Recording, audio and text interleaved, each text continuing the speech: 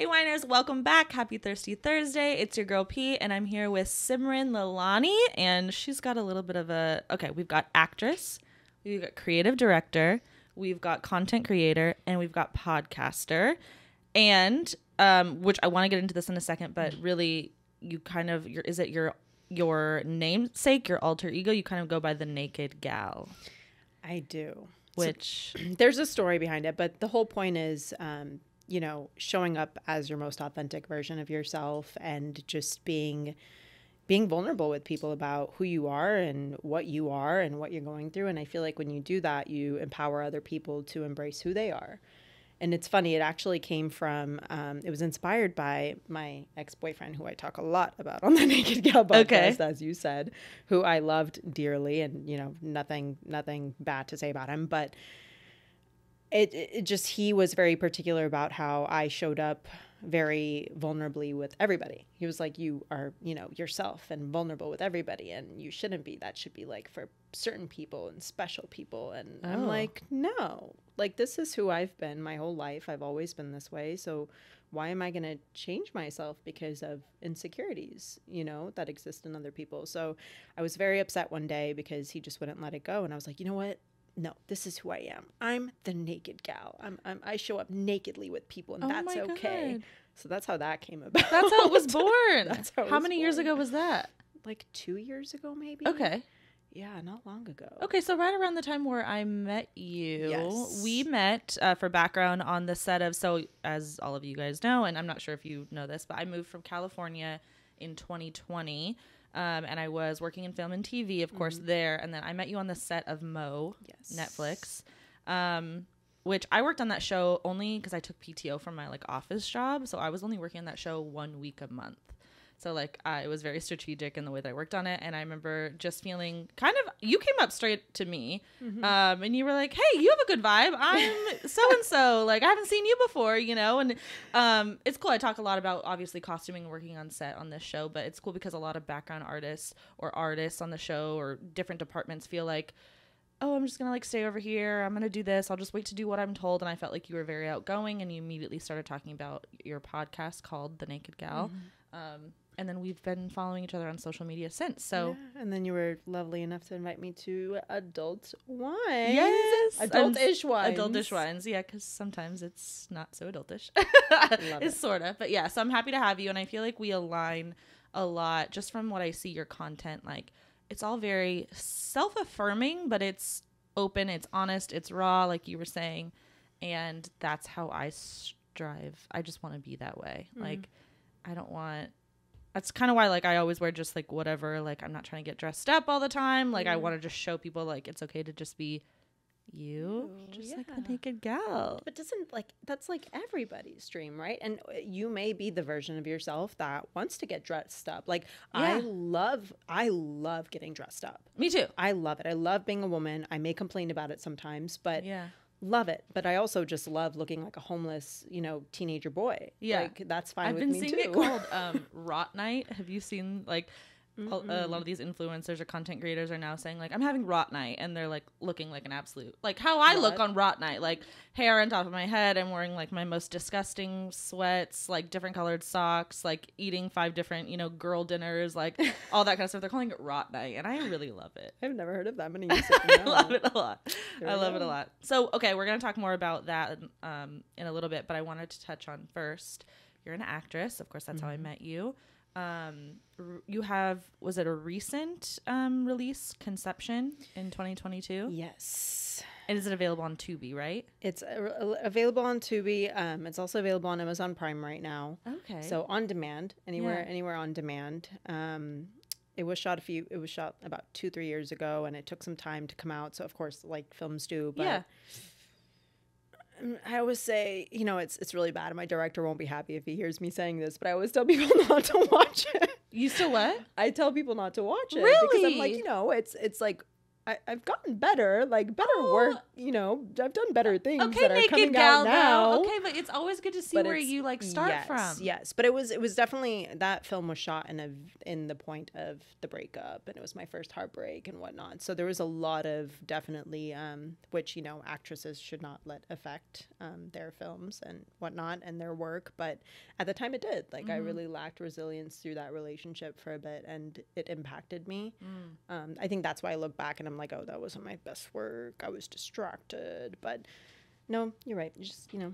We're our hardest critic on ourselves. Yes, especially as Capricorns. Yeah, we were talking before we started, before we pressed the record button, that I was like, just to give you a heads up, because we're being transparent, I have had a very anxiety-filled weekend, and if we say something that touches my buttons, I'm just gonna like absolutely start wailing, crying, because I am my hardest critic. I'm just like, you're not doing enough here, you're not doing enough there, like you're not doing enough. When really, I have a hard time. Do you have a hard time as a Capricorn asking for help? Oh my God. Okay. Yes. Even just like an emotional pat on the back, I can't do. But I've gotten better about it. Me too. Yeah. Like I'm definitely learning as I get older. I would hope so, you know, just to be like, hey, like if I'm not doing something right, or if I need to be told something, like be transparent. I'm all about transparency. I'm all about like keeping it authentic and raw and naked. Yeah.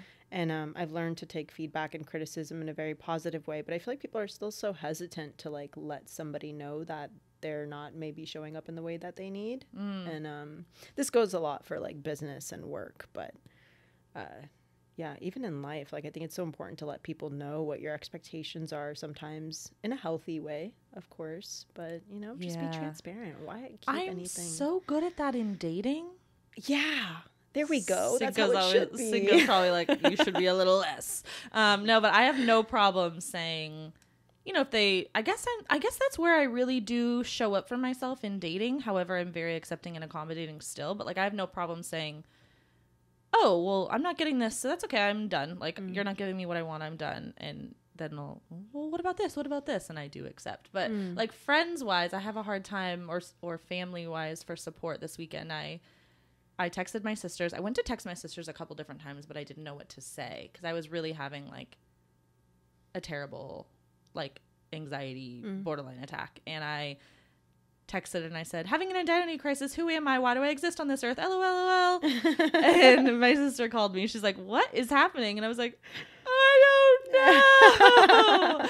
And it was, she was like, what's going on? And I said, I have a list of things I need to do. I'm freaking out. I'm not doing enough. I'm not impressing anyone. I'm not even impressing myself. And she had to stay on the phone with me for like 2 hours. She's like, what's on your list? I was like, folding my laundry. It's on my bed. And she's like, let's go fold laundry. And she had to like help me through it. And it was like actually like one of the most real, raw, authentic moments I've had in like a long time with a human. Is that crazy? That. No, honestly, like I'm thinking about the laundry I need to go home and fold that I've been avoiding right now. So like, thank you for that reminder. But no, I think that's totally valid. And that's why you have to have people around you that you trust and love and that care and love about you and have good intentions for you and are willing to be in those moments, right? Yeah. Doesn't mean you need a punching bag and you treat people with, you know, like a punching bag, but it's okay to confide in people that you trust. Yeah. Okay, so conception, it's not you've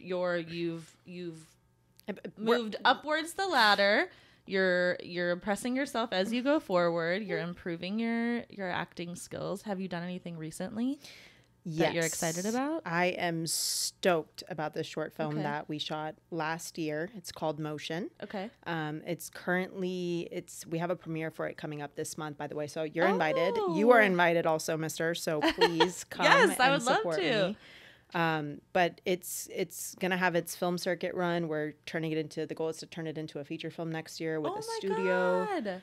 It started off as a Texas-based film, and now it's like gotten attention from the whole freaking United States of America. So it should be fun. Oh my God, that is so exciting. Yeah. Is this one where you were did you get tattooed and stuff a lot for this? That was a music video. Okay. Which was also very I saw fun. that on your social media and you were like loving the tattoo. You were like, do you have tattoos? I do. Okay. I have mini tattoos. Okay. Though, and but you were like covered in this. stuff that I saw you. And I did that myself. So they, they gave me the vision, and I was like, you know what, this girl's gonna have tattoos all over her. And so I was kind of the creative director for that whole like look. Oh my God, how cool! I loved it. It was like my inner Bonnie that came out during that music video. Yes, it was fun. Wow, what an amazing way to show different sides of yourself. Oh my God. Is that why you love creative directing too? Because I've been seeing you, like, first of all, I love all your social content that you put out, especially talking about being raw and honest and vulnerable, but you're really good at content creating, like your video. Really? My imposter syndrome kicks in. Oh, yes, me too. But yeah, you're just very on it. You're consistent, and you're open about the process that it goes through. So in the creative directing, what are you doing in that realm of things? So currently I'm a creative media director for an agency called Artistic Initiative Agency. Okay. We work a lot with attorneys and law firm owners and CEOs, entrepreneurs, real estate agents. So a little bit of everything. But our main focus right now has been like law firm owners all across the US. And that's been really interesting because we're, empowering people who go into court or spend their life, fighting for other people, right? And that's what attorneys do. Yeah. So it's really fun to like go in and work with these attorneys and figure out how we can help them find their voice and build their own brand and like showcase to like people on social media what kind of value they have to bring to really the world, right? Because they're fighting for... I would have no idea that they could benefit from that. Right? That makes so much sense. Yeah. Well, you're building a personal brand. So what I do is I empower people to build a personal brand. So I figure out who they are, what they want their legacy to be, what their vision is, what value they have to bring, what exactly their voice is, right? Because everybody's voice is so different. And a lot of people think, oh, who am I going to, a lot of attorneys are older and they're like, oh, who's going to listen to a 6-year-old man on social media? Who's going to follow me? And we're like, no, you have stories. Social media is about stories. You have stories of people's lives that you've changed. You have stories of people's lives you've saved. And so why wouldn't people want to hear that? Why wouldn't people want to be empowered that? Why would that not be of any value? It is a value. Oh, it's definitely a value. Yeah. And I just saw someone post something about like, which I always find inspiring when people are like, just post the content, like you just post it. And it's easier said than done. But I saw someone say like, you may be doing the same thing. There's how many podcasters, there's how many lawyers, there's how many plumbers. Your point of view is different. You're unique. How you got here, why you chose this job path, like what you're doing with that. It's unique. So it is important. Yeah, exactly. So you're helping people find their voice and helping them tell their stories on social media and empowering them through it. And it's really a journey because a lot of the times while we're developing content with them throughout the months and the years, they're changing, they're evolving, just like social media is, just like the world is. So it's really fun. It's like going on it's like marrying your client, right? You're like going on this journey of unfolding them and their story and who they are and why they're here, and then eventually through it you're helping them build their legacy, which I love. Like I have Be the Light tattooed on me. That's one of my many tattoos that I have, and it's really about just shining a light on people who've been shining a light on other people, you know, in whatever way they are, whether it's a business or an entrepreneur or whoever you are. If you have a voice, you just haven't been empowered enough to really find it and embrace it. And maybe you haven't been given the permission to embrace it. And that's what I come in and do. I give you permission to be who you are, and I give you permission to be authentic and embrace who you are. And therefore, alongside that, I help you tell your story. I feel like everything you just said, you just like romanced the pants off me. Like I just felt like not like you sold me, because that's like I just feel like it's I'm in. But it's like that, right? Like everybody wants a legacy, but nobody knows how to go about it. And now we're empowered with one freaking phone to be able to do it. So why not utilize it in a way where we're able to tap into the lives of others and actually make actual change that we talk about wanting but don't ever do? Like we have the power to do it in our pocket. And it's just never too late. No, it's never too late. When I moved here, I had, let's see, I went to fashion school. Like I've served, bartended, managed restaurants. I worked at a PR company. I did this, I did that. Like I never felt fulfilled. I was like, yeah, this is a cool job. I'm making good money. Whatever. It's fine. Until the next. Same thing. Moved here. Didn't really want to pursue costuming full time. Then landed on this office job from a friend of a friend. It was like, they're hiring. And I don't have any skills. Like I do have, but like they're not going to understand what costuming is. You know what I mean? They're not going to understand what set life is. Anyway, but it's just like you never, sometimes you just go so long without being fulfilled that when you land on something, you just want to go full speed ahead. And that's kind of what happened with the podcast. Like season 1, I had a friend do it with me and she's like, I just don't love it. So, and I was like, no problem. This is my favorite thing I've ever done in my entire life. I never see myself not doing it. Yeah. So when you were you were saying that, I was like, that's me. I love that. And that's what it took, right? It took you trying all of those things to then find where you truly belonged. And now you're pouring into it. And maybe you're being driven by it because it's natural to you to be driven in this direction, because this is why. So. Because as a Capricorn, I identify as a quitter sometimes. Do you identify with that? Because I do. Do you? If I don't like something, I'm outie. If there is like, one stench that is off, I'm like, nope, not for me. Not for me. Tried it. Won't do it. Won't waste of time. Okay, good. It's a Capricorn thing. Okay. Because we're so determined to find that thing, right? That we love. That if it's not passion driven, I don't want it. Yeah. It's not worth it. It's not, I know it's not going to work because I'm not in it. And if I'm not in it, I'm not going to convince myself to be in it, and I'm not going to settle for it, because that's like, who wants to live a life having settled for anything? Not me. Not Could a Capricorn. Be me. Not a Not us. Cheers to being a Capricorn. Not us. Ooh, take a drink. Not us. You know what that means. Yes. Right. Oh, I think that's if you don't look in the eye. I don't know what it means if you don't drink after. Cheers. Yeah.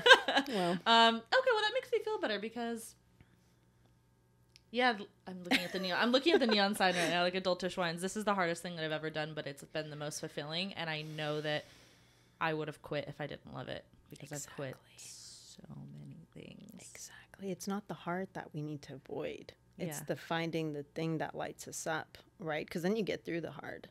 It's not the hard. It's not avoiding the hard. I kind of thought it was avoiding the hard this whole time until this exact moment. Because our past generations teach us that. Our parents teach us that. Our parents try to protect us and keep us from the danger and the hard. But that's not how diamonds are made. That's not how strong people are made. That's not how resilience is built. That's not how greatness is built, right? You have to go through the things to get that wisdom, to learn, to know what you like, what you don't like, to know what path to follow, what not to follow. It's like, but then again, choose your heart, right? You can, it can be hard to pursue what's right. Going to college, 9 to 5, married, wife. But I mean, following your dream is hard also, right? So like, choose your heart. Would you rather go after the thing that everybody else expects from you and wants from you? Or would you rather find the thing that you want for yourself and that lights you up, and then choose that hard? Because you'll be a lot happier in that hard than you will the other hard. Right. I'll tell you that. There's going to be struggles no matter what. So you got to be happy and fulfilled, or heading that way. Exactly. Wow. I love that. I love that you found your thing, woman. And I'm so excited to be here. And I'm so excited to see what you do with this show. Like, I think this is great. And the wine is just a cherry on top. Good. I always am like, no pressure, but it is adultish wine. I love it. But I always have non-alcoholic if somebody doesn't want to. One of my sisters is in recovery. And so I'm always like, no pressure. Yeah. But I get it. It's delicious. And it fits. The shoe fits. Okay. Whew. God, I feel like we're having a little bit of a therapy session. Are you pro-therapy? Oh, God. Are you in therapy? So I was in therapy. Okay. I had a lot of mommy issues. Love you, Mom. Definitely helped me a lot. But I realized that my podcast, The Naked Gal, ended up being a lot of my therapy. I think so, too. It was just an open, right? Like, it's just an open journal in a way, and you're just reflecting, really, because therapy is really reflection. And, sure, I could do it in an office, with someone I don't know, but it's really interesting when you just put out content, but you have to be strong enough and resilient enough to get the bad stuff that comes at you, too. Right. But I think the positive DMs and people just stopping me and telling me how the podcast has been very helpful and like has helped them think about things that they never thought about and like reflect on things that they never reflected on. That made me just like, I was like, wow, like I'm being heard. and like actually hurt, and it's making a difference. Like I would rather do therapy that way rather than in a room where it's not benefiting anyone but me. Right. You know, like why can't we all figure it out together? Sure, I mean there's precautions of that, you know, there's the bad stuff, but luckily, like knock on wood, there hasn't been much of that. There's just been love. Well, I think you just have to follow, like you said, what feels good and comfortable and safe for you. I go to therapy weekly, bi-weekly, depends. But I mentioned how like the past maybe a couple of weeks have been hard, and I had anxiety, and I started to journal, and then I was like, in the journal I wrote like I'm gonna save it for the podcast, and that's not from like a content creation, I want to have a good episode story. Yeah, that's because it's like really healing. And sometimes like my solo episodes, I'm like, I'm technically talking to myself in the camera, but like obviously I do get people that of course DM me, text me, say like, thank you so much for sharing that, like nobody else does, or I don't see people doing that. So it's that like, I guess it's that affirmation coming back from somebody too. But anyway, I do value therapy. Yes. So much. 100%. And especially if you have like a real, you know, ongoing or immediate situation, of course. I'm not gonna lie, I gotta go to therapy too. The podcast ain't enough. Right, I was getting to that because I need the tools. I need the tools, and like I don't have the tools. Somebody else who I can pay for unbiased opinion has those tools for sale, and I will buy them at the highest price. Yes, girl, I feel that. Both. I think both are necessary. Reflection on your own, journaling, podcasting, talking to people you care about and love. And then, of course, going to a professional and getting what you need from them to then go and practice it. Right? Yeah. 100%. Okay, this is a sign that the naked gal needs to get into therapy ASAP. Heard you, I feel like universe. I've like flipped a few people into therapy. Well, like this is one of them. I mean, well, you've had it already. People were like, it's so hard to find one. I'm like, I'll help you find one. It's so like, I mean, it's hard because it's emotionally hard to get to the point of like, it's gonna like insurance and this and that, but like, we can do it. Yeah. We just have to get the time. Just 1 hour of your day. We'll look into it, stalk them out, see what they look like, see if they fit your vibe, you know? So you look hard enough, you can find God. So I'm sure you can find the therapist. You look hard enough, you can find, I'm still looking hard enough and haven't found a mate. Are you single right now? Yes, okay. I am. So my ex was my first boyfriend and only boyfriend. How old are you? I'm sorry, I forgot. How old do you think I am? Oh, I love this question. I do. He's laughing right now. He's like, she don't Cinco, mess this up, how old do you think she looks? She asked you first. You're going second. 26. Dang. 27. Okay. That was good. Yeah. That was good. I feel good about that. How old are you, if you don't mind me? 33. Really? Yeah. Woman. I have a baby face. You look great. Thank it's not you. even just the face. You look great. Yeah. My sisters are great hairstylists. No, there we go. Botox is due. Stop. But okay, 26 or 27. 27. Okay, so single. Yeah, I do want to get. Wait, before we go to your boyfriend, I want to just mention, if anyone is, how I mentioned, like when I moved here from California, I was kind of looking into like theater, and I'd never been involved in theater and costuming or acting or anything in that industry. Where do you, and I know you said you live in Sugar Land, which is outside of the loop. It's not in, Houston proper. Yes. But where would you recommend someone starting for that, like out here in Houston-ish? So honestly, I think that it's really important to do your research as far as like figuring out, like, first I would start with an acting class.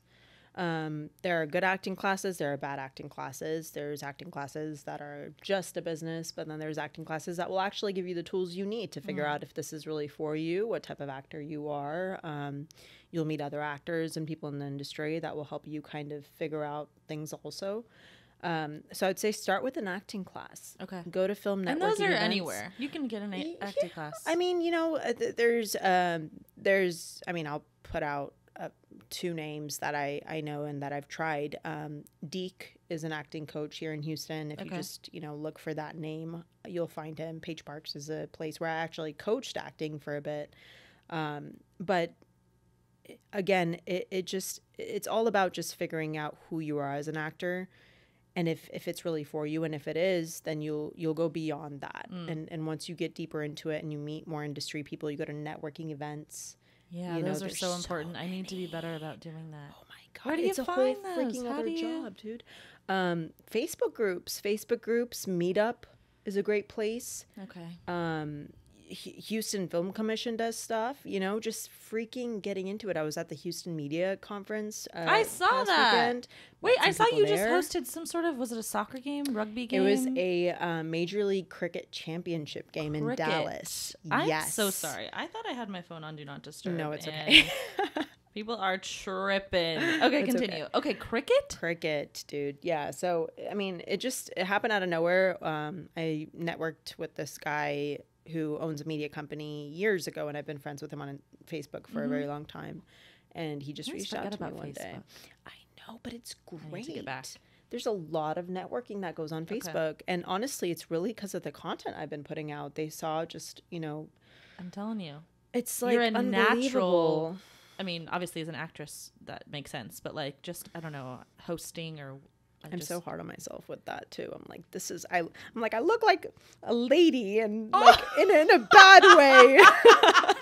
I'm like, I need some more like freeness to my vibe. I look But like a I lady. I look like a 35-year-old. Oh No, my that's not a God, bad thing. get That's out. not a That bad is thing. not a bad thing. Like, okay, but like a lot because I'm have so many different sides to me, right? But sometimes I feel like if I come off, you have to be careful being a woman to how you come off to everybody in a way, right? Because if you're too, then people think you're intimidating or Too what? closed Like off. too prim Too and like, proper? yeah, you know, and people tend to be intimidated or think that you come with a certain vibe that's not favorable or that you may be the B word, you know, like, and it's like, you have to be really careful. I feel like nowadays creating content, being someone who, I mean, I hate to pull this card, but really being a woman and having a voice on social media, like you have to be careful because if you present yourself in a way where automatically visually people are turned off by the way that you're presenting yourself, they're not going to hear what you're saying. That's very true. It's going to be heard in the way that they want to hear it. I've never once thought about like that for myself. I don't like, and I should. But I mean, honestly, I've seen your stuff and it's not something to worry about. It's just me. I like to freaking get all like, Well, I guess, but you're also more on like a more professional Creative creative path, right? Like, sure. I'm more just like, I'm a slab kebab. Here I No, am. Take it or stop leave it. No slop kebab. No A slab kebab. Okay. Yeah. Interesting. Just I think about these things because being an actor, like you think about these things, right? Like you think about how you're coming off on my freaking phone case is a mirror because I'm constantly having to like make sure that everything's on point when I'm on set. So Right. I think about these things. So it was surprising, but yes, I hosted that event and I knew absolutely nothing about cricket. Bet you learn real quick. Oh my God! But it was mainly just me like engaging with the audience and asking them fun questions about the event That and is the so game. cool. It was great. I love it. I love interacting with people on camera. It's the most fun thing to me. I would love to do more of that. Girl, I got you. I got you. I'll let you know. I would love to do more of that. I do this show called The Nightcap sometimes. I'm not sure if you've seen that. I've done it. It's on Fox at like 11:30, so it's way past my bedtime. But I do watch it on YouTube the next day. Okay, good it's to really know. cool. If I can absolutely Remind me. I have to. I have an opportunity for you. Remind me because that's really we're looking for someone for something, and I think you'd be perfect for it. So remind me. Sorry. Okay, I'm not gonna share it this right is now. in real time. Private. It's Okay, happening. cool. This is the moment that changes This Paige's is when life forever. this is when social media are like, I have something exciting coming, but I can't share it with you. exactly. Oh my God. Okay. That's exciting. Yes, I want to network and continue on that. You talk a lot about not a lot about. I've seen you talk in the past, and you just said it now. Gonna take a sip You of had this 'cause mommy issues. Oh, okay. Yes. And you talk a lot about like how they were very much so, or your parents maybe clarify it for me. Basically, they were hard on you and wanting you to go a different path, and you wanted to go this path, which we touched on a little bit. I want to go into that, and then also how important representation in the TV, film, content creation world is for you as a non-white woman. Because you talked a lot right now. You even just said like, you have to be careful how you portray yourself. You don't want to look too prim and proper because you'll be perceived to this. You don't want to look too this because you're not going to be taken seriously. And it's like, you have to think about those things, especially since you're on the more, professional actress content creation route. You're so cute when you say that. Professional actress. You are. Imposter syndrome is so major. No. It's not even Capricorns. I know. Holy moly. Okay, so the mommy issues really, again, I love you, Mom. She hates it when I talk about these stories. But I'm like, dude, it shaped me.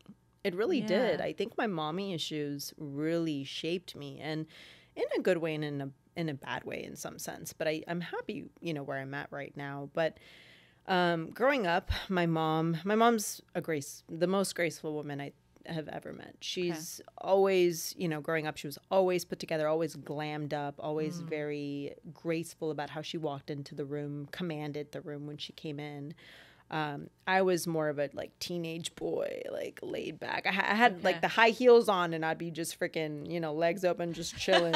So I was a mix. I was in between, and she would scold me and be like, women don't sit like that, or women don't walk like that, chest up, head high, stomach in, butt out. Does this have to do with your culture and where you're Pakistani? Know. I am Pakistani. Is your mom and dad both? They're both Pakistani. Okay. I think my mom just had these ideas of the perfect, just being perfect. She was obsessed with making me perfect. And I'm grateful for it now because, people tell me that I command a room when I walk in, I show up with grace, and so a lot of the things that she taught me that I was annoyed of before, because I was just let me be myself. I'm very I'm glad because it separates me in a way now. Yeah. And it it makes people have respect for me in a different way now. And I'm just what? You notice those things? And they do. People notice how you walk into a room, how you carry yourself. And it really impacts them. And it gives them a perception of you, right? It's all perception at first until people get to know you. So I'm grateful for that. But I think the mommy issues began, and she was my best friend growing up. The mommy issues began when I was a terrible student. Okay. I'm talking B, C, D, student. Terrible B student? Get out. Girl. If I didn't have all A's, which I didn't. D's get degrees in my land. What are you talking about? There we go. Mama, you hear that? B's, that's you were acing the class. Dude, that's what I said, but Mama didn't listen. I got grounded. If you get an F, just try again. It's dude, trust me. It ruined my upbringing because I never got straight. I got straight A's once. Were you not studious, or did you just not give a? I just didn't give a crap about what I was learning in school. I was very intelligent with people. I was very intelligent in things I wanted to be intelligent in. I started a fashion club in high school because I really liked fashion. I was the president of that. I started doing cosmetology class in high school, and I was the president of that. So I was. You were good at what you wanted to be good at. Exactly, and I was willing to learn and do the work it took to get good at that because I cared. Okay, and that's why I'm a fan of do what you're passionate about, not what you are told to do. Because I was told to do this my whole life. I was told to be a straight A student. I was told to be studious, and I never was. Yet I love reading and listening to all I do is read and listen to podcasts and watch interviews. That's how I feed my brain, because I love feeding my brain. I love education. That's not a part of it. I would like to work in education reformation one day, so I'm very passionate about that. But I think it's important to figure out what it is that lights people up and then empower them with that knowledge. Because if people are learning things, I don't remember a thing about what I learned my first 18 years of my life, but I remember the people I impacted and the people that impacted me and the conversations I had and the things that I embarked on that I actually enjoyed and made a difference in and made a difference on me, So why are we doing things that don't make sense?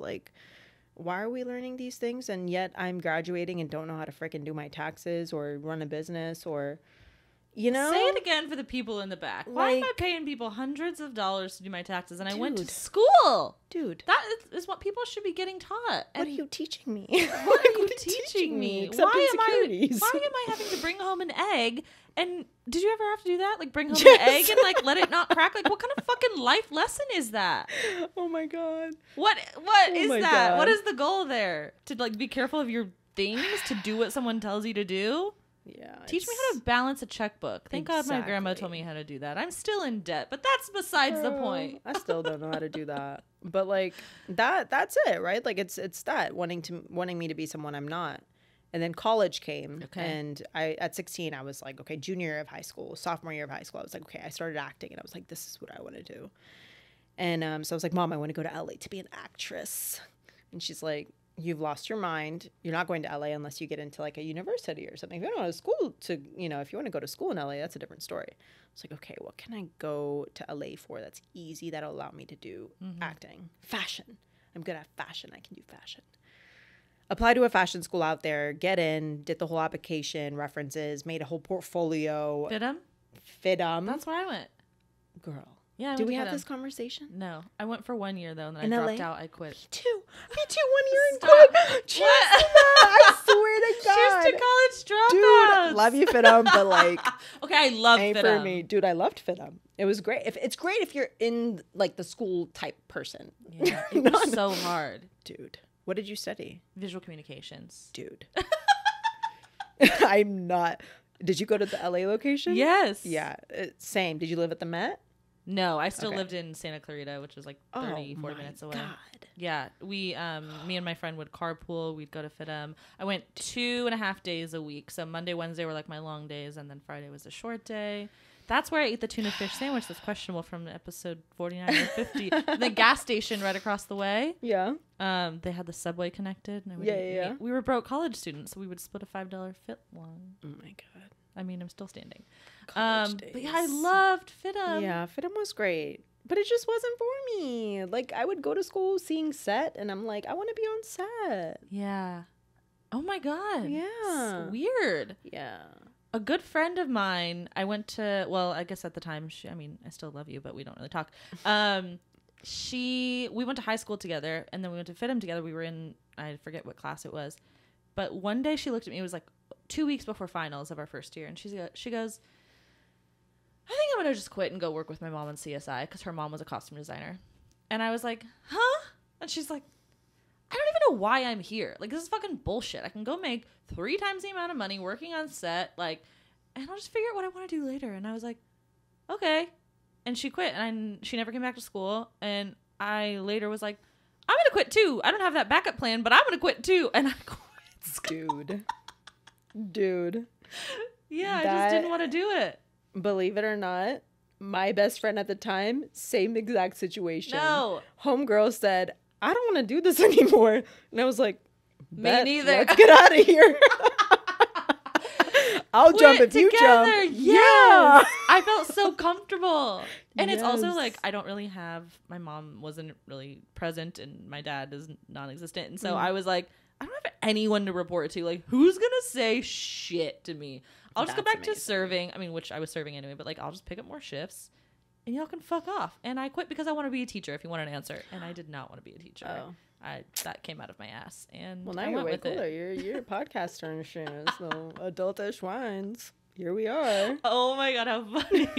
Okay, That's so you went to LA, went to FIDM, you quit. Quit. Mama was like, First of all, you did a disgrace by going to fashion school as a Pakistani woman. Right. And now you want to quit fashion school?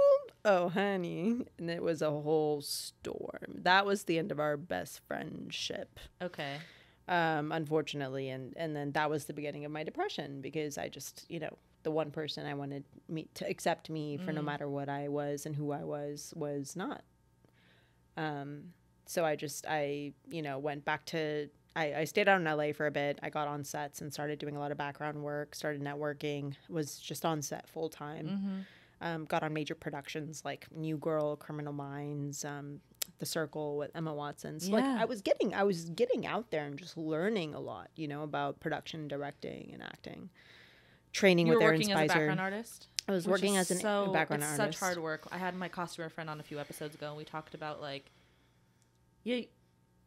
I know you've had many speaking lines since and before, right? As well. Oh yeah. But like being a background artist, you just get no respect, I think, on set. Like you're just like, go sit in the parking garage for 14 hours and we'll call you when we need you. Yeah. Like that's okay that you're inhaling toxins. Crafty's great though. Crafty's so typically I'm not great. complaining. Like as long as the crafty is good, Okay, cute good. boys on set. True. I'm good. Yeah. You know? Yeah. Are So you funny a to say grip that. girly or? Am I a grip girly? Yeah, like a grip girly. Are you camera girly? Who are the cute boys on set? Or the other actors? It's like the directors and producers for me. Oh, the person in charge. Yeah. Okay. Capricorn, come on. we like our people in charge, you know?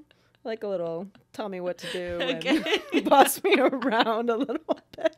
Because I'm taking charge in my life, you know? So it's like it's nice to have somebody come in and be like, well, like this is good. This is a good plan moving forward. Yeah. Let's do this. Yeah. Yeah. Okay, sorry. I keep getting you. Who's your cute boys? My type are normally the grip guys. Okay. Because the directors and the producers are typically 5'10" and under. Fair enough. Fair enough. So you got a height requirement. What's the height requirement? Let's address this one. As we get older, the height requirement lowers and lowers and lowers. But it used to be like 6'4". Dang. I'm 5'10". Okay, I get it. Now it's like 6'2", 6'1", 6 foot. All right, 5'11". No, we are never going below 6 Getting foot. to the vibes. Okay, fair enough. But anyway, yeah, more of my type was always like the burly camera grip guys. I get it. I get it. Yeah. Honestly, yeah. That or too. the stunts people. Okay. Yeah, they were lovely. Yeah. Working on Euphoria and football. Oh my goodness. Which is kind of weird though, because like I would be so like, that guy's hot, but I'm like, you're 33, but you're pretending to be a 17-year-old, and this feels kind of weird. But you know what I mean? Like I know you're of age. See, that's the thing that gets me. It's like the people in charge, like you're good. You're exactly where you need to be. But it's like right. What are you going through now to be here? Like, what's going on right now? Totally. Okay, so you are in LA for a little bit longer. You have good experience on sets. Yes. And then what? You're great at this, by the way. You're great at this. I just have to say, yeah, you're really good. Okay. Thanks. Leave LA, come back to LA, leave LA, come back to LA, just looking for my freaking happiness and my identity, because it was crushed as soon as my mom was like, what the heck are you doing? That's hard. You know? But I, along the way, learned to just love myself, because I moved around so much looking for myself, and I went back home to find comfort and love, and then I went to New York. So imagine moving back and forth from LA about 2 to 3 times. I don't even remember anymore because it was so traumatic. And then moving to New York, and then moving back. Wow. And then moving around in Houston, just like looking for home, somewhere where I felt safe enough to just unfold and be. Another thing I realized was when that happened, I had really started diving deep into acting. So I started training with Aaron Spicer, who coaches like Will Smith and Jennifer Lopez. Like, he's a freaking phenomenal. Like, he works with Jason Statham. Oh yeah, he's great. But he really breaks you open. His whole team breaks you open, and in a good way, So when I started training with him, I definitely broke open, and there was a lot that I had boxed up from my past and my upbringing and my childhood that just came flooding out, and I had no idea how to handle it, and there was nobody around me to help me or guide me or make me feel safe enough to explore it and heal it, because you have to look at the things that you need to heal, and you have to reflect on things that you need to heal. You can't just avoid it. Wow, did all that rhyme just now? A little bit. So there was a lot of suffering. Okay. There was a lot of suffering. There was a lot of darkness. There was a lot of mistakes. There was a lot of nights I don't remember. There was a lot of strange men. There was a lot of, just being lost, right, in LA, which is not the greatest place to be lost. But I eventually, so that whole period of me just kind of trying to find myself lasted about 7 to 8 years. Okay. And then when I came back here, I finally started to settle into myself again, but right before COVID. And that's when I met my ex-boyfriend, and things started going with him. And, that was my first kind of introduction to the relationship and love. And that taught me a lot also. And I think that helped me heal a lot of what had broken me, because the love that I was expected or wanted to receive from my family at the time wasn't there unconditionally. And so he really taught me that, So I think he did you. So obviously, really I don't know confusing. you very well, but Yeah. you felt like he did love you unconditionally. And I only asked this, really what I know is like just in the beginning you mentioned that he was like, don't do that, you're being too much, you're Yeah. So there was a lot of, it was, so our relationship transitioned a lot. It started off very like healthy and very like empowering, and he would empower me to be myself, empower me to be bold and brave and embrace who I am and not care about what other people think, and love fearlessly and like unconditionally, and get through the fighting, because I came from a very aggressive and noisy household and a very chaotic household. So, you know, to me, the fighting in relationships, like for me, it was like flight. Like I'm out. Like if you're trying to fight, like I'm out. I can't do it. Or I like fight, like really fight. Like I don't fight, ugly. I fold. Not like physical. No, but like if there's confrontation, I'm like, no, it's fine. Let's make everything fine, so everything's fine, because I want everything to be fine. I want you to be fine. Everything's fine. Yeah. See, that's noisy household as well. Did we just become best friends? Wow, I would love that actually. I think we can go get matching tattoos after this. I think we could actually find something to agree on. Love that. Wow. Okay, and then it transitioned. There were some personal things that happened with him that, you know, just made the whole thing kind of shift, and a lot of insecurities came out, and you know, he was such a, like, he was probably one of the best things that happened to me, while being something that really taught me a lot about what love should be and what it shouldn't be. What I realized was, before his insecurities began to rise, he was a like passionate lover, and he didn't have any fears. But when the fears crept in and the darkness crept in and the insecurities crept in, because of course, like, conception was being made at the time. I have a kissing scene with another guy, and with my co-actor Kareem, and then just that was kind of a lot of that built a lot of insecurity with him. There was a lot of other things that were happening where I was just putting myself out there more because I felt more confident for my relationship. Right. You know, so he was really preparing me for all of this. But at the same time, when it started happening and unfolding, he was like, oh, no. Like, I don't want this to happen. Yeah. Like, you know, you're mine. Like, I don't want anybody to, like, I don't want you to be taken away from me. So it became very possessive. And that's not the first time that's happened. Like, not in just a relationship, but people will tend to, like, want to keep you for themselves and stunt your growth. And if they're insecure and they lack those in friendships things as well, I feel. Yes. And sometimes, you know, they don't even realize they're doing it. Right. But it happens because they're afraid. Their fear takes over, and they're like, and instead of thinking abundantly or thinking, trusting that this person is invested in you and believing that. I think that another thing that really impacted it is the lack of trust.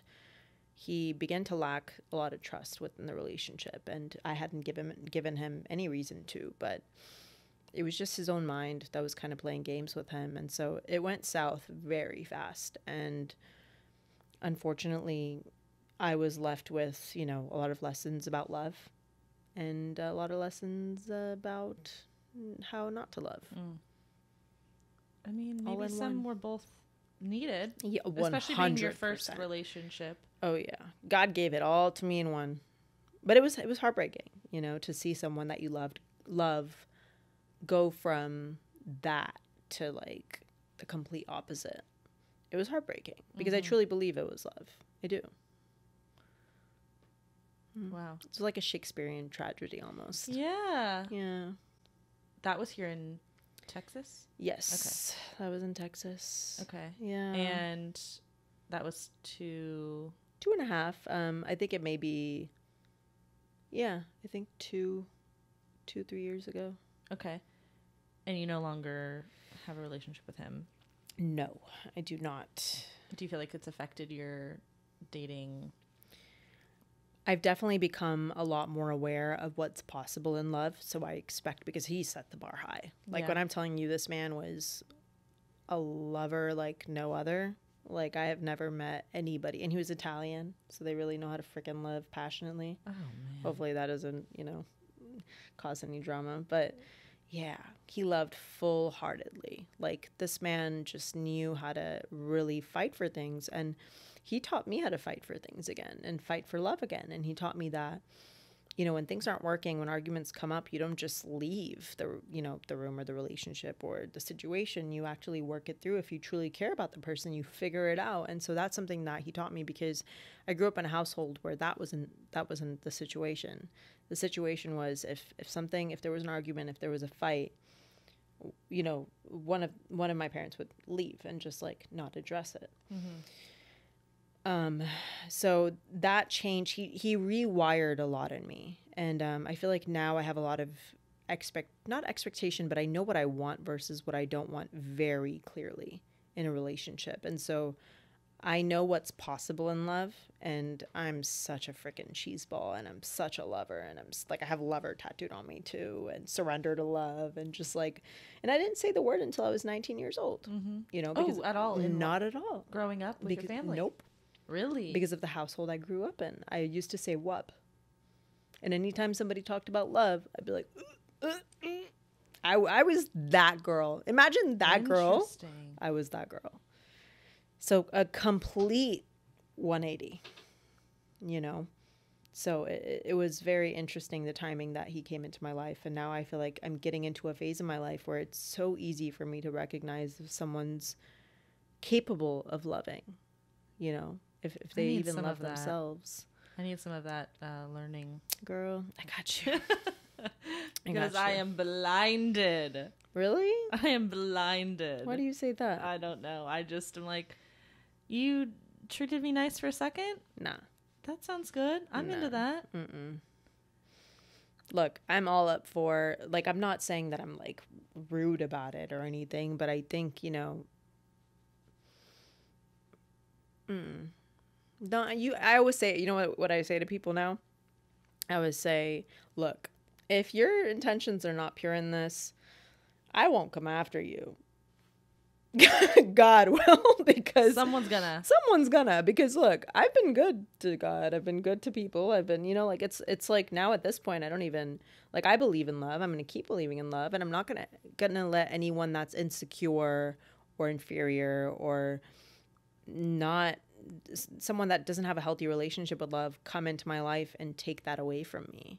I believe in love after 19 years of my life not believing in it. So I'm not letting it go. I'm going to fight for it. And I know that I'm going to have it one day, because I have it now within me and within the people I care about. So you can't take that away from me. And I know that I'm going to have one day someone come into my life because of the energy that I put out with that, that's going to give me that same love back, if not more. And then strengthen my love. I'm inspired. Good. I hope all of you guys are too, because look, you deserve it. You deserve it. I do, and it's like, I know that, but dude, it's hard to, like, my therapist tells me, she's like, you have to be happy and in love with yourself. Yes. You know? And it's like, I love myself. Like, I think I'm funny, I think I'm great, I think I'm pretty good looking, I think I have a good ass, like, I'm good. I feel like I have a good, you know, I'm not like critiquing myself in the mirror, you know, things like that. But she's like, no, you need to show yourself love in order for somebody, in order to welcome somebody who has that love too. It has to radiate out of you. How do you practice self-love? Dude, what are a few like easy ways? Because, like, for example, I'm supposed to be doing affirmations. I cannot get to the mirror to do that. You mentioned gua sha. Is that how you say it? I forgot how to say it. Gua sha. It's the one. Gua sha? Gua sha. Gua sha. Hope so. Gua sha. Yeah, gua sha. Oh my God. Tripping. Okay, so I know that's like obviously that's just like a outside thing, but that makes you feel good. Dude, yeah. Look, self-care, self-love comes in so many different forms. Mind, like, it's all about mind, body, spirit, soul, emotion, right? It's everything. I think that it takes getting to know yourself, and I think that's the biggest issue right now, is that people don't know who they are. People don't know what they need to feel loved and cared for. So that's the biggest problem. People go and they try these things of like gua sha and eating right. Eating right for sure, working out for sure, right? Like, that's like a given. But individually, what is it that lights you up? You have to know who you are. And you don't have to have it all figured out, but learn to be in tune with yourself so that when you try things, when you experience things, when you meet people, when you explore music and films or whatever it may be, right? When you just go about your life, you're able to feel that inner voice within you that's like, ooh, I like this. Ooh, that didn't feel right. Yeah. You have to be in tune with that. You're being guided. You have an opportunity to be guided every single day, but the problem is our guiding light is in here, but we're all the way on left field or right field, you know? So how do you get aligned with yourself? You spend time with yourself. You get to know yourself. You get in tuned with who you are. I'm a big believer in reflecting and just taking time to I've been saying God a lot lately, and I don't usually say that, but lately I used to say universe. Dude, but I mean, I feel closer to God today than I've ever felt close to God. Okay. And it's because I've just been taking so much more time, like through the rough of it, or even the graceful of it. Like I've just been taking so much time to myself, and I always find myself talking or connecting or reflecting with God. Okay. And it's like out loud or in out journaling. loud. I'm a big like, I love rip sticking. You know, What is that? so it's this like, it's kind of like a skateboard, but it has 2 paddles instead of 1. Okay. And it has wheels that are like completely unstable on the bottom, and you have I to can't like do that. I've had too many surgeries. What? I'm falling apart. Stop it. Yes. I learned when I was like really small, like probably when I was 10. That's the only reason I know how to do it now. But I get on it in the middle of the night and I'm just yeah. I was about to say gua shying. Rib sticking. I'm just gua shying while rib sticking. And I just talk to God. Like I just talk. My neighbors probably think I'm crazy. Another thing I do is I walk around barefoot Outside? at night. Yep. Either in socks or barefoot. And I just touch the freaking ground. I just connect to like I have the heard world. that like waking up in like direct eye sunlight in the morning, and then it's called grounding, right? Yes. Your feet on the ground. Yes. Grass. Oh my God. Makes you feel really grounded. Yeah. Okay, I could give that a go. Because like people hear me say these things and they're like, damn, yeah, you're weird. But it's like, dude, we're in the middle of a freaking universe on a planet called Earth that we've named. Right. Okay. I was driving today to work and I really felt like I literally said outside, does nobody else think we're in some sort of simulation? Dude. What are those cars, the Neuros or something like that? They're just like a robotic. Have you seen those around, Cinco?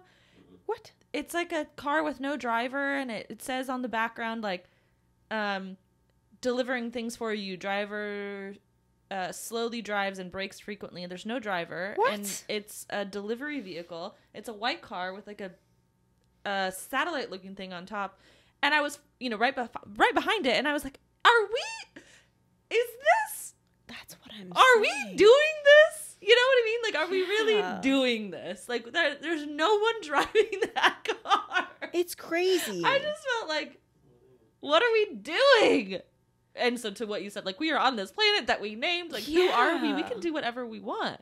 We have to find a way to connect to like the soul, like into your own soul, like you said. Like, you have to listen to what feels good or speaks to you, I guess. And it's hard for me to do an affirmation, but maybe I can walk outside in the morning. I don't know. But you don't have to make, like, affirmations don't have to, like, when I'm walking outside, I'm literally accomplishing the things that I've tried so hard for years to make a part of my daily routine. But I finally found a way to do it where it fits me.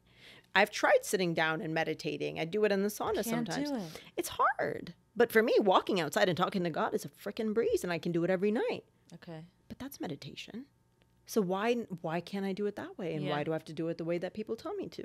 Find what works to you. Try things. Feel things. Figure out if it feels good or not. Like, just learn to listen to your soul. Your soul. Again.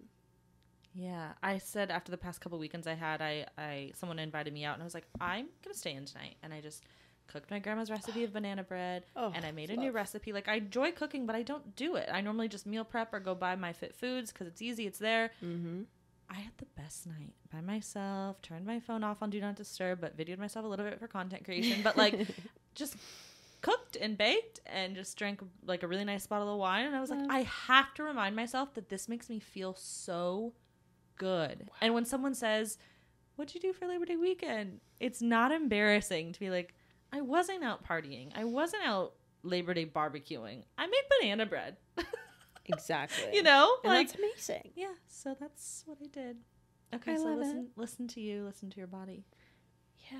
Okay, did I miss anything? We've been all over the place, as I normally am. I do. Thank you for saying I'm good at things, but I really do jump. You are great. From not good. back to back. I said you are great. I'm telling you, this is probably the easiest, like most chill conversation that because you're listening. And I'm going to give you some credit here. I think this was wonderful. This is probably one of the best interviews I've done just based off of comfort level. Say that. I swear you're really great at what you're doing. And I think you're exactly where you're supposed to be right now. So I can't wait to see what you turn this into, because you're just, you listen.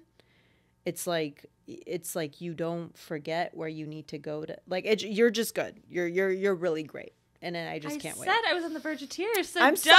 Cry. Let it out. Happy tears. They're always welcome. Thank you. That really means woman. Thank lot you to me. And I've given you all the compliments too. Like, you're just so professional, and hopefully that's not like everybody says that. And I'm just like, what does that mean? And not like a lady, like how you said earlier. Like, I don't want to be a lady. Mean? No, it's just like you're very comfortable. Not in a professional like, you're a 45-year-old lady, which no fucking shade, by the way. But like, you just know what you're saying. You're confident in your words. I think that's where the professional comes from. It's not. I like that. Nothing to do with the blazer you have on. I know.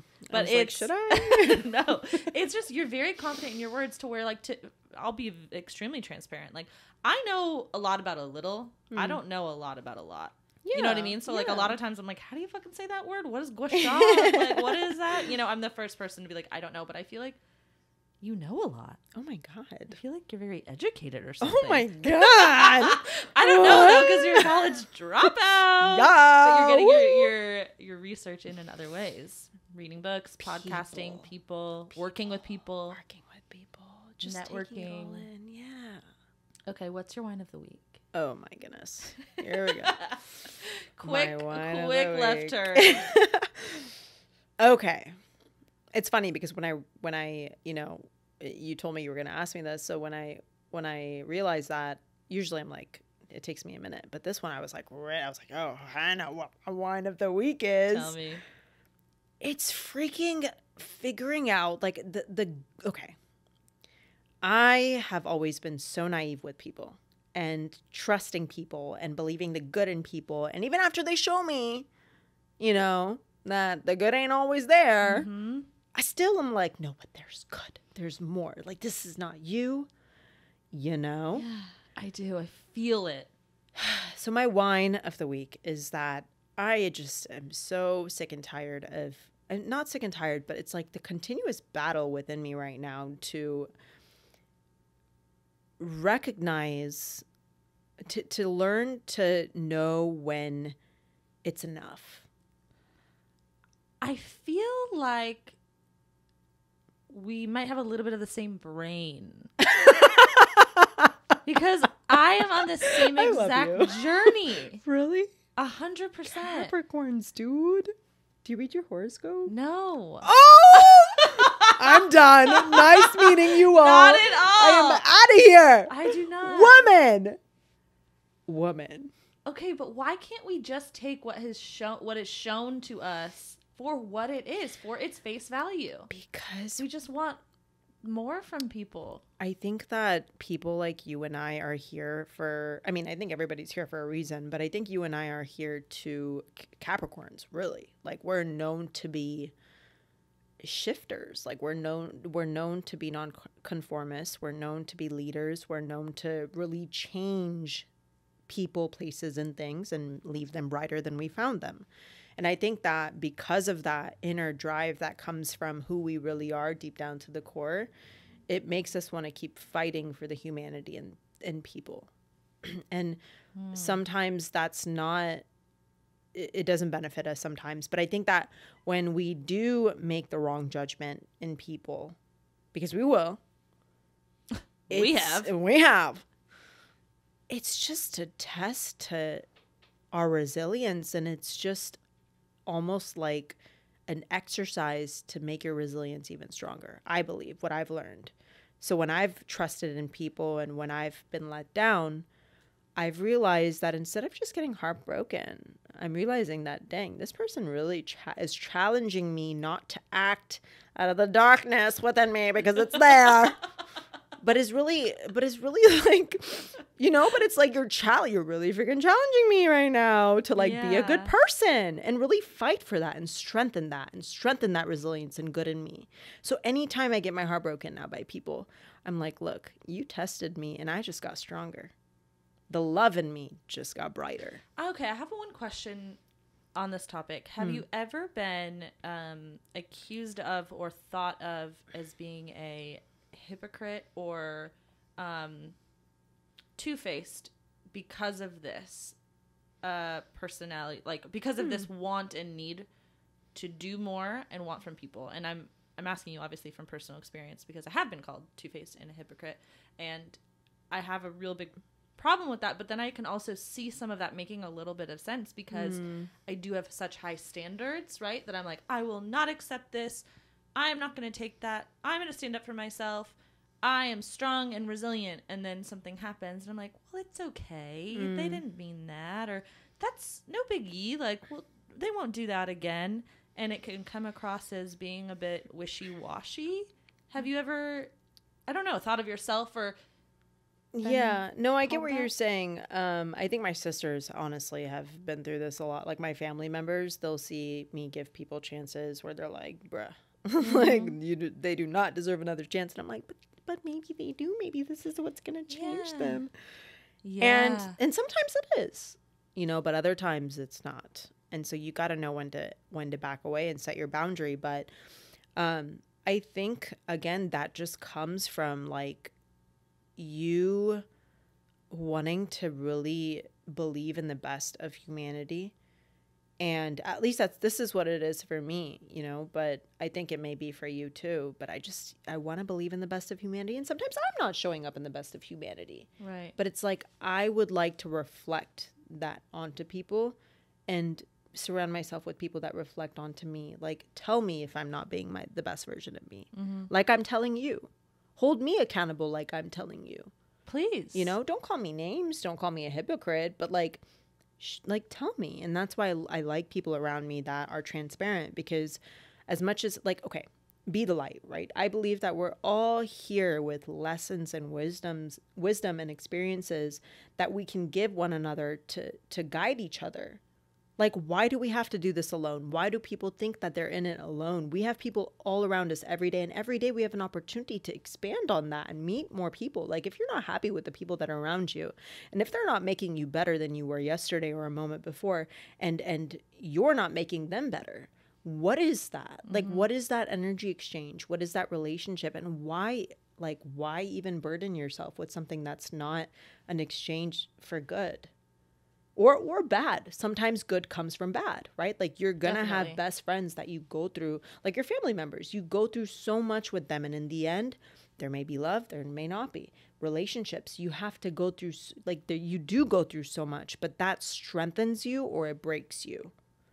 So like the bad is always going to be there. The fights are like the fighting for love. Like you have to just find people that are willing to fight for love like you fight for love is what I've learned.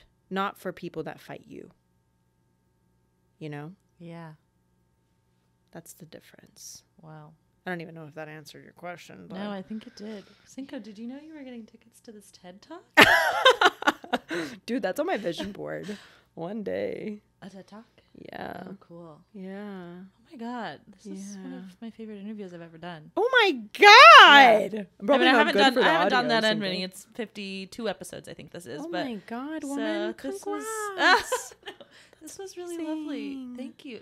We just turned your wine into a very big positive, I guess. Wow. But that's okay. Sounds that's like what the we Naked do. Gal. Sounds like the Naked Gal. Okay, wait. So you are relaunching the Naked Gal podcast. I am. Is that right? And you should definitely be like one of my first guests, if not the first. This is my. You know what? This first is my guest. RSVP. First guest back. Oh, yes. You're first. We're gonna do that. Okay. Yeah. Yes. Okay. I'm in. Deal. Oh It's my gosh. happening. Okay, Yeah. so when that comes, well, Yes. you can go listen to the previous episodes on Spotify and iTunes. Apple. Okay. Yes. Yes. And then where else can we find you and all your other content creation? Everywhere I am the Naked Gal. So Okay. at the Naked Gal. Yeah. Just Instagram, TikTok, Instagram, TikTok, Facebook, Is YouTube. Snapchat having a comeback? Should we sign up for Snapchat again? You know, if you find me on Snapchat, it's gonna be Yo, I'm a boss, because I knew a long time ago that I was a boss. Wait, that's your old screen that's name? my or- screen. Yes, that's my Snap name. Yo, I'm a boss, dude. I just knew. Oh my god, that's Single's like, oh god. I'm a boss. This Hello, woman. Kiki Palmer. She's a boss. Oh my god. Yes. Okay, I think Yeah, I'm I gonna do don't know. Snapchat. Yeah, it's cost so much. It's too. I know. That's my third wine or second wine or whatever we're on. Okay, so Instagram, TikTok, Facebook, YouTube, Yes. then at the Naked Gal. The Naked Gal, yes. Thank you so much for coming Thank on. you This so was really lovely. I can't You're wait to listen amazing. to this back because Me I feel like too. I'm gonna be like extra motivated again. Oh my god. Okay, that's it. I have nothing else to say. We're gonna leave it where she did. So of course you can find me on Instagram at adultishwines, at page_crutcher, merch at adultishwines.com, watch on YouTube, Cinco Young, Spotify. Cinco Young's a music artist. What? Oh, we I don't know why I need to said his talk. last name. We need to talk. Yeah, I've been he's writing good. a shoots ton of songs lately. Shoots It's just been tons. coming out of me. I've been Gospel cussing. music. Do you not cuss? I've had people on that don't cuss, and I do, and I just feel a little. Depends on the day. Okay. Try to be a lady as much as I can so that my naked gallers are not like, oh. You're right. You have to represent. Yeah, you're right. Okay, I know. I'm the one cussing. No, Okay, love you, whiners. I'll see you next Thursday. Bye.